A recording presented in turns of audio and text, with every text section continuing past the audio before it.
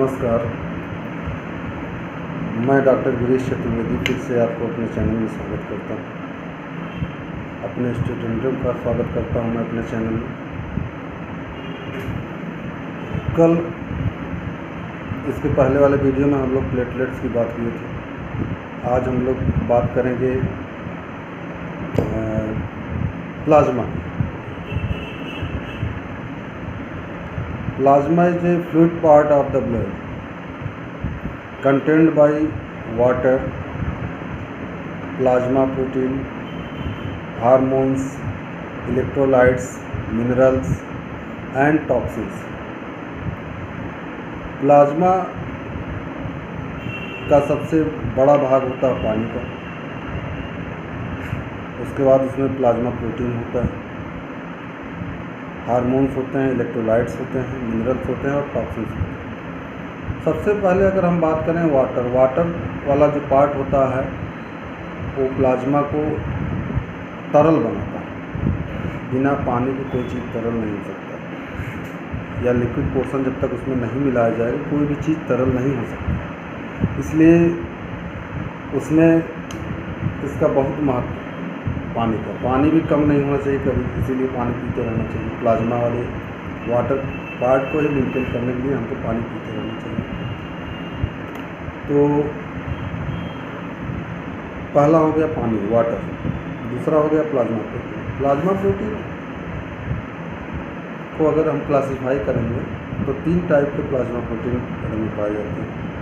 Plasma albumin, globulin, पहला albumin, दूसरा globulin, तीसरा जो है हाइड्रोजन।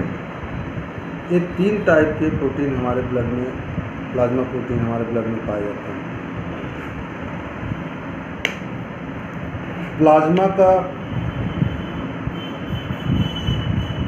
और पार्ट जो होते हैं, प्लाज्मा में जो घुलनशील होते हैं, उसमें होते हैं hormones, electrolytes, minerals and toxins. Hormones में जितने हमारे हार्मोन्स होते हैं वो अंतःस्रावी ग्रंथियों से हमारे शरीर में छोड़े जाते हैं। ब्लड के माध्यम से वो टारगेट सेल पे इफेक्ट करता है। जिसको जिस हार्मोन पे वर्क करना होता है वो उसी पे इफेक्ट करता है, उसी से वो स्टिमुलेट होता है, उसी से वो चलता है। ये हो गया हार्मोन की बात। इलेक्ट्रोलाइट्स हमारे शरीर में एनर्जी प्रदान करते हैं, आयन का बैलेंस बनाते हैं, इसलिए महत्वपूर्ण है।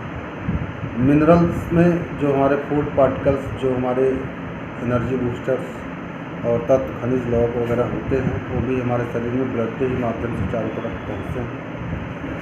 उसके बाद टॉक्सिन्स। टॉक्सिन्स का मतलब होता है जहर। हमारे शरीर में सभी सेल्स के द्वारा उपापचय की, मेटाबॉलिज्म की क्रिया होती है, जिसकी वजह से हमारे शरीर में वास्ट प्रोडक्ट्स बनते हैं जो कि हमारे शरीर के लिए टॉक्सिन्स का काम करते हैं। तो अगर ज़्यादा हो जाए टॉक्सिन के रूप में होते हैं। वो हमारे शरीर में, ब्लड में, प्लाज्मा में पाए जाते हैं और प्लाज्मा के माध्यम से ही किडनी और जो एक्सक्रीटरी ऑर्गन्स है उससे बाहर निकलता है हमारे शरीर से। और जब वो ब्लड में ही रहेगा, प्लाज्मा में, तभी वो बाहर निकल पाएगा, क्योंकि उसी को फिल्टर करता है।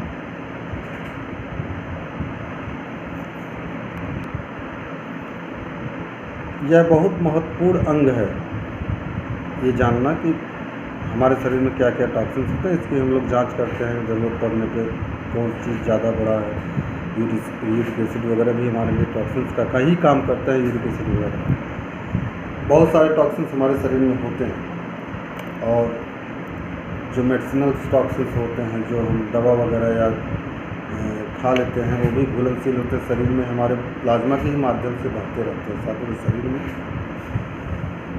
अब आगे हम लोग फंक्शन ऑफ प्लाज्मा की बात करेंगे। एक हमारा जो अपने दिमाग से बनाया हुआ फंक्शन है, it is gives to the common pathway for the all blood cells and components. यह एक प्लेटफॉर्म जैसा तैयार करता है, कॉमन पाथवे बनाता है, जो जिसमें सभी हमारे सेल्स, आरबीसी, डब्ल्यूबीसी, प्लेटलेट्स बातें रहते हैं। सोचिए अगर प्लाज्मा ना हो तो ये कैसे चलेंगे, किस तरह वो जहाँ जाना चाहते हैं जाएंगे, आरबीसी कैसे ऑक्सीजन पहुंचाएगा, क्योंकि फ्लूइड पार्ट है, उसी में बह के उसी में तैर के ये लोग आगे बढ़ते हैं। तो एक पैथवे बनाता है। हमारे जो हार्मोन्स है, कहाँ से थायराइड पिट्यूटरी से जाना थायराइड को, तो कैसे जाएंगे जब तक उनको कोई रास्ता नहीं मिलेगा। इसके लिए अगर प्लाज्मा ना हो तो कोई दूसरा रास्ता नहीं है, इसीलिए प्लाज्मा का ये बहुत महत्वपूर्ण कार्य है। और ये जो प्लाज्मा है ये ब्लड में ऑस्मोटिक प्रेशर जो है मेंटेन करता है। प्लाज्मा कैरी द एंटीबॉडीज़, यह एंटीबॉडीज़ को कैरी करता है हमारे शरीर में। एंटीबॉडीज़ का मतलब आप समझते ही होंगे, इम्यूनोग्लोबुलिन्स जो होते हैं उसको ये कैरी करता है। और it is help in the blood clotting mechanism, ये जो है ब्लड क्लॉटिंग के मैकेनिज्म में हेल्प करता है। कैरी द हार्मोन्स, हार्मोन्स को कैरी करता है। और एक बहुत ही इम्पॉर्टेंट फंक्शन है, plasma helps in the buffering capability of the blood, यह जो है बफरिंग कैपेबिलिटी में मदद करता है। बफर एक वर्ड है, बफर आप जब पढ़ेंगे प्रैक्टिकल करेंगे तो बफरिंग का मतलब आप समझेंगे, बफरिंग का मतलब क्या होता है। यह प्लाज्मा के बहुत ही महत्वपूर्ण कार्य है। और प्लाज्मा हमारे शरीर में जितने न्यूट्रिएंट्स होते हैं वो प्लाज्मा के माध्यम से ही एक जगह से दूसरी जगह पहुंचते हैं, पहले भी हमने बताया है। और इसलिए प्लाज्मा को अगर हम दूसरे ढंग से डिफाइन करना चाहें तो सिर्फ इतना भी अगर कह देंगे it is fluid part of the blood, तब भी ये डिफिनेशन पूरा हो जाएगा। लेकिन अगर हम बढ़िया से कहना चाहते हैं, एक ही जगह पे सब कुछ कहना चाहते हैं, एक ही लाइन में अगर सब कुछ कहना है, तो मेरा बनाया हुआ जो डिफिनेशन जो मुझे लगता है कि एक तरह से पूरक है, तो वो बहुत ही बेटर है।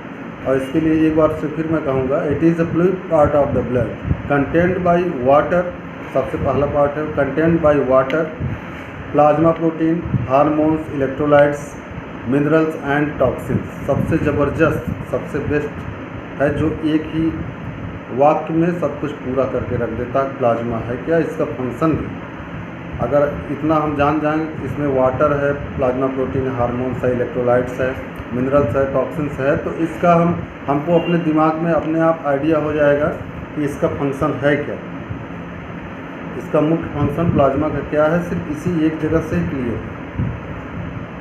ठीक है, अब हम लोग नेक्स्ट क्लास का इंतज़ार करेंगे, नेक्स्ट वीडियो का। तब तक के लिए हम विदा चाहते हैं। अगर किसी को कोई भी किसी भी तरह की दिक्कत हो, परेशानी हो, कोई चीज़ ना समझ में आए तो हमसे ज़रूर पूछें, कमेंट करें तो सीधा आप यूट्यूब के चैनल पे ही जाएं, वहीं से कमेंट करें। अगर मेरी नई वीडियो आप चाहते हैं कि आप तक पहुंचती रहे तो आप इसको सब्सक्राइब भी कर सकते हो, वो आपकी इच्छा पे है। लेकिन अगर कोई भी कमेंट करना है तो आप वहीं पे जाएं, क्योंकि व्हाट्सएप पे कोई भी कमेंट ना करें प्लीज़। ठीक है, थैंक यू, नमस्कार।